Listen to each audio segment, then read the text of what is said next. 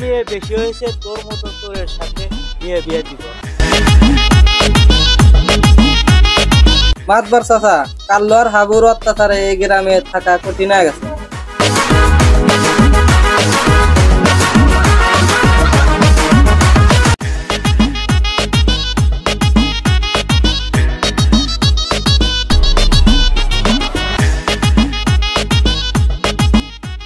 এই সমাজে বড় লোকের অপরাধ করলে সাজা হয় না, গরিব অপরাধ না করেও শাস্তি ভোগ করে।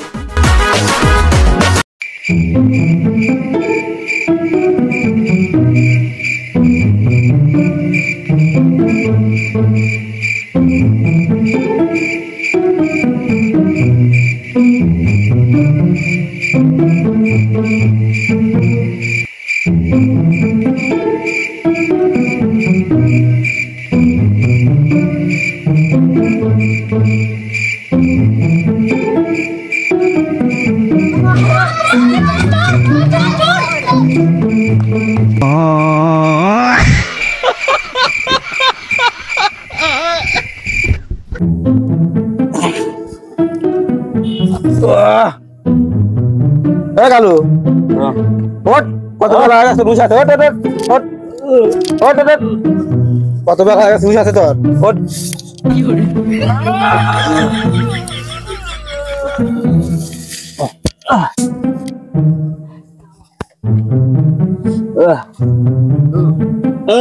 অবলা ডাকলি কি চলে, তুই কি করবি ক? ঈদে পেট চলতেছে, আর কিছু ব্যবস্থা কর। আমার ব্যবস্থা কি করব, চল বুঝাই দাবদা বাবির ব্যবস্থা করি।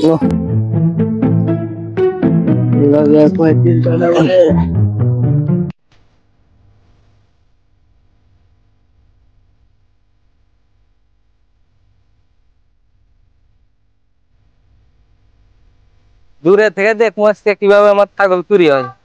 কালো আর হাবু আজকে তোদের রাখতে নেই। চোরের 10 দিন, গেরস্তের 1 দিন।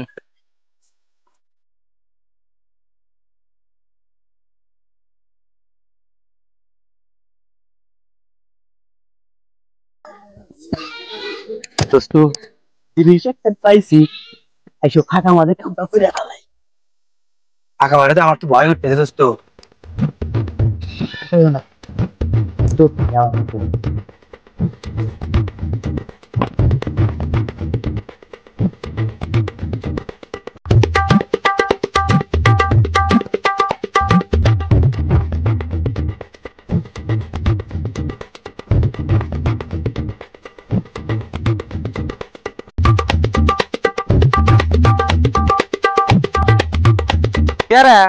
না কোন না আমার ছাগল।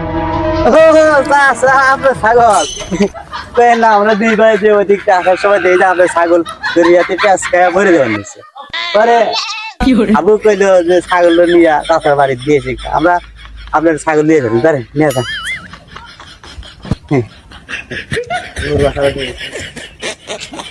বেঁচে গেলাম রে, মন্দির বলা এক সময়। অল্প বয়সে মেম্বার হয়েছে বাবা, জনগণের সেবা করো আর অসহায় মানুষের পাশে থেকো।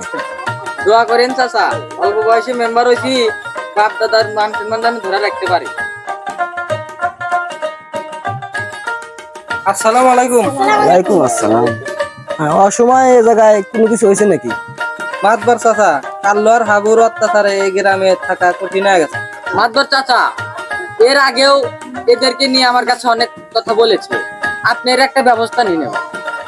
আচ্ছা তোমরা যাও, বিকালে আর একটা বেহেদ করতেছে। কালু রে, এভাবে আর কতদিন চুরি চামারি করতে আর ভালো লাগে না, চল বিয়ে করে সংসার করি। এই বিয়ের পুত্র মাথায় কেটা দিছে রে? কার মেয়ে বেশি হয়েছে তোর মতো তোরের সাথে নিয়ে বিয়ে দিব? শোন, এই চুরি চামারি ছাড়া আমাদের কোনো পথ নাই।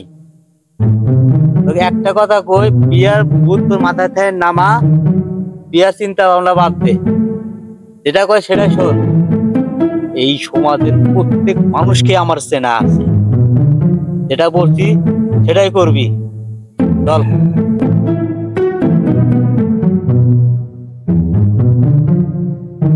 কি করে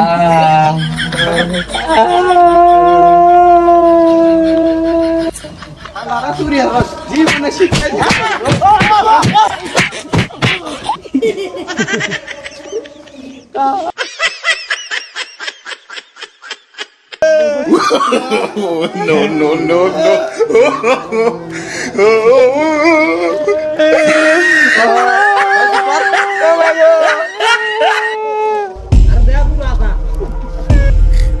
মেম্বার সাহেব, মাতবর চাচা, আজকে ওরা হাতে নাতে ধরা পড়ছে, তাই আপনাদের কাছে নিয়ে আইছি, আপনারা একটু উপযুক্ত বিচার করে দেন। নতুন নতুন মেম্বার হয়েছ, বিচারটা তাহলে করে দাও। মাতর চাচা এদের গলায় জুতোর মালা দিয়ে নাকি খড় দিয়ে 101টা বেতের বাড়িতে গ্রাম ছাড়া করা হোক।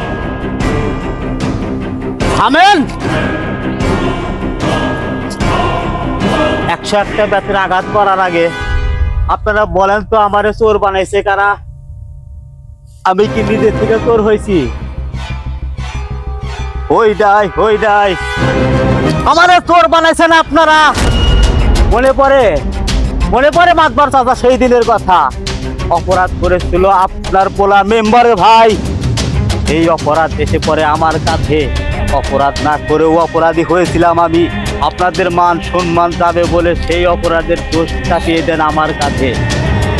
এই অপমানের যন্ত্রণা সহ্য করতে না পেরে আমার বাবা চোখ করে মারা যায়। এই সমাজে বড় লোকের অপরাধ করলে সাজা হয় না, গরিব অপরাধ না করেও শাস্তি ভোগ করে। সেই দিন আমি প্রতিজ্ঞা করেছিলাম এই গ্রামের একজন মানুষকেও আমি শান্তিতে থাকতে দেব না।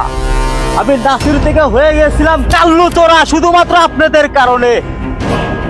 মাতবর চাচা, আপনারা যে অন্যায় ব্যবহারটা আমার সাথে সেদিন করেছিলেন, আপনাদের বিবেকের কাছে প্রশ্ন করে দেখেন, আপনারা আমার জীবন কিভাবে ধ্বংস করে দিয়েছিলেন শুধুমাত্র আপনাদের মান সম্মান ইজ্জতের অহংকারে।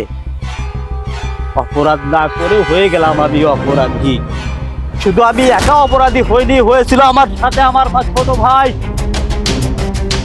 আপনাদের মতো সমাজে মুখোশধারী ভদ্রলোকের মানুষের আড়ালে মানুষ লুকিয়ে থাকে, এটা আমি বুঝতে পারি নাই। অপরাধ করেছি আমি, যে শাস্তি দিবেন আমাকে আমরা দুই ভাই মাথা পেতে নেব, কিন্তু আপনাদের মতো ভদ্রলোকদেরকে চেনা আমাদের বাকি নাই। অপরাধ করেছি, সাজা দিন আমাদের। মিথ্যা ধন সম্পদের অহংকারে এতদিন অন্ধ ছিলাম। তুই আমাদের চোখ খুলে দিয়েছিস। আমরা যে অন্যায় করেছি তোর সাথে, এর জন্য ক্ষমা চাইছি তোর কাছে। আমাদের ক্ষমা করে দিস বাপ।